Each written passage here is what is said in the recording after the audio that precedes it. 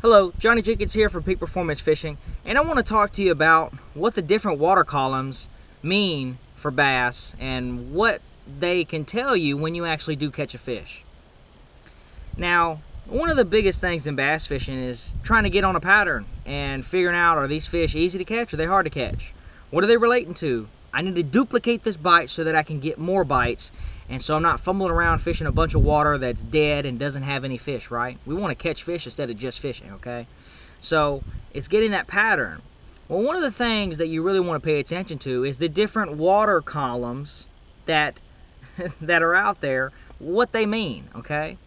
Shallow versus mid-range versus deep, or on the bottom, okay? Basically, I like to boil this down into a couple different rules. The shallower the fish, either in the water column or towards the bank, the more active they're going to be. Okay, there's two ways of looking at this. Okay, you have shallow fish that are over deep water. So here's the bottom, here's the surface of the water, okay, and the fish are right there underneath the surface. They're shallow, excuse my accent, but they're over deep water. Okay, what does that mean? When they're shallow, over deep water, they're on the surface, those are very active fish. And then there's another way to look at it, okay? You've got shallow fish that are in shallow water. They're right on the bank. Instead of being in 4 foot of water next to the bank, they're right on the bank, okay? Those fish are very active also. Or maybe you have fish that are right on the bank, they're right next to the bank, but they're actually on the bottom, and they're in fairly deep water. You'll see this a lot on highland lakes where you have really steep breaks, right? You'll see this in California, all over the country, in really deep lakes where you'll have bluff walls where you have the bank, and then literally all of a sudden it's right next to the bank. 3 foot from the bank, you're in 80 foot plus, okay? And the fish are on the bottom. What does it tell you? Well, they're shallow, they're not far from the bank, but they're in a deep part of the water column. So I want to go ahead and get into the water column part.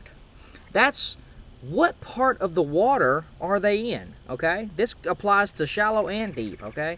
If you have deep fish, okay, that are in a shallow water column, so here's the bottom, here's the top, it's 40 foot of water, but the fish are shallow in that range, they're active fish, okay?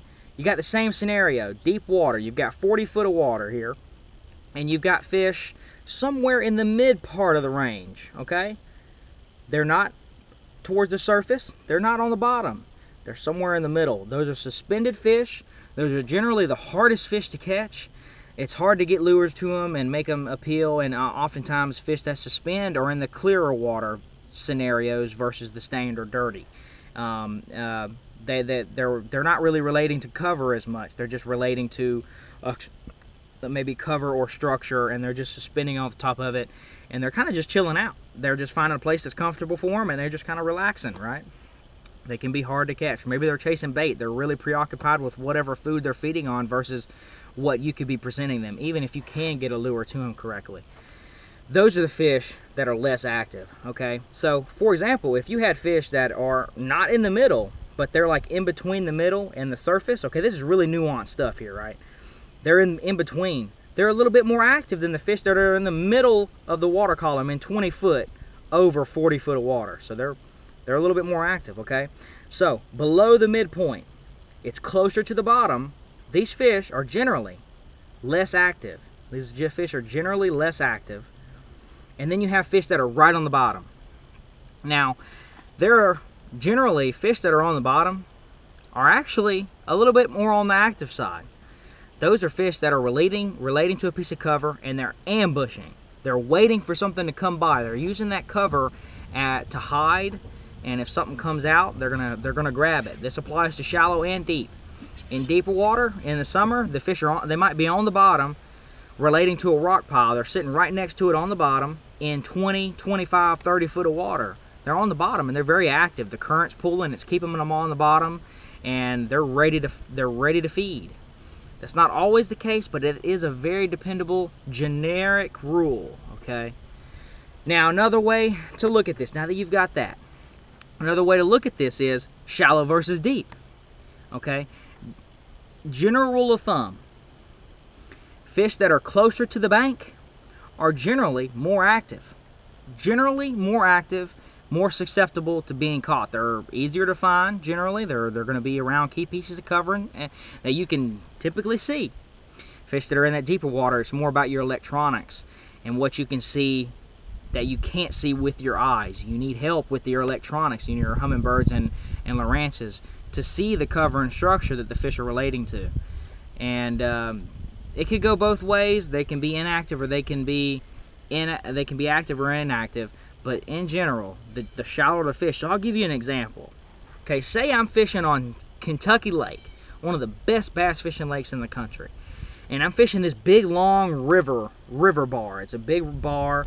There's a main river channel right next to it that runs in like 20 and 30, 40 foot of water, right? It breaks off in like 15 or 20 foot, and then it has a big flat where it goes literally to the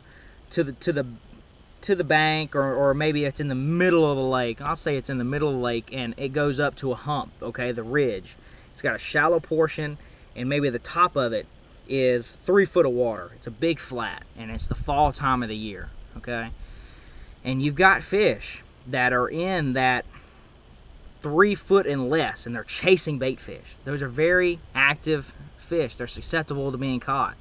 But what about you have a situation in the spring when the fish are spawning, they're shallow, but they may be hard to catch. That's a general. Just the biggest thing, though, is remembering the water column deal. That's going to really help you out in the deeper water, and it can also help you out in the shallower water.